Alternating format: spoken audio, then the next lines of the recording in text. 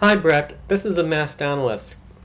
I just got finished watching a bunch of your videos on the burning of the Bible and websnarf's analysis of the situation.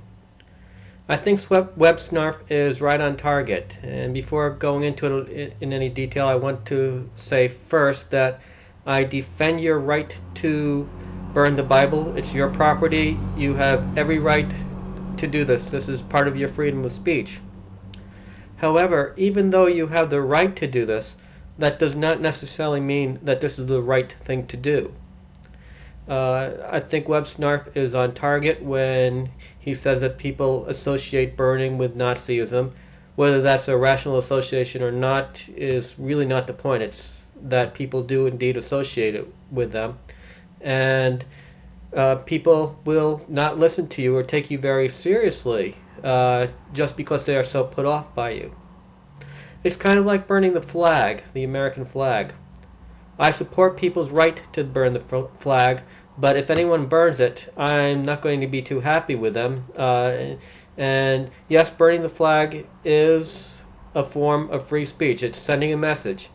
Basically, when you burn the flag, you send the message, "Hey, everybody, look at me! Look at me! I'm an asshole!" Well, that's sort of the type of message that many people will take away, rightly or wrongly, from your burning the Bible.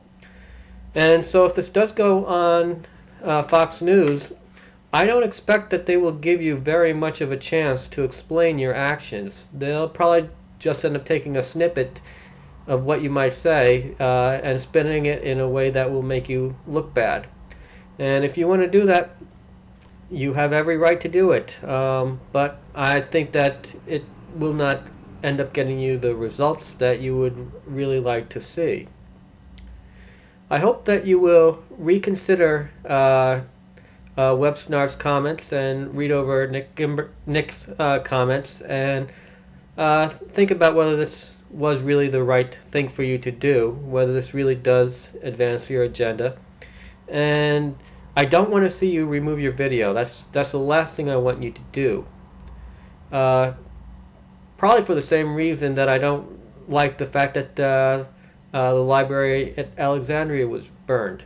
It destroyed history. Now, this is on a very small scale, and I'm not going to even begin to compare the removal of your video to the destruction of the library of Alexandria. That would just be silly. But, you know, someday someone might want to do a study, maybe a thesis on internet communities or on atheism in around the turn of the century or the turn of the millennium, around this time. And one thing they might want to do is go through videos on YouTube and see what happened. And if you remove your video, well, that will be a big gap in the historical record, and I don't like it when people remove videos because it makes it harder to track down what really happened. So I'm against you removing your video. Let me propose something else instead, though. If you reconsider the situation and decide that, hey, this wasn't the best move I could have made, then make another video. Maybe you might want to make an apology, or if not an apology, maybe modify it or explain a little bit better that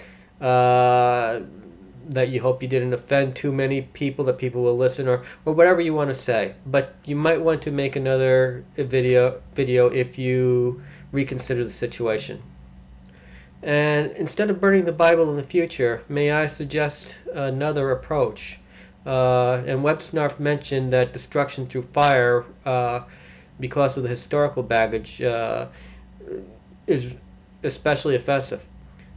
What you might want to do instead is every time you take a passage from the Bible and you demolish it, as you so expertly do, rip that page out of the Bible, tear it right out, and then put it through a paper shredder.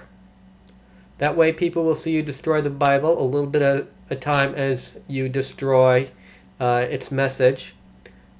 It doesn't have the bad connotations of the burnings does, and you get your message across. Seems like a good compromise to me. Well, this has been the Masked Analyst.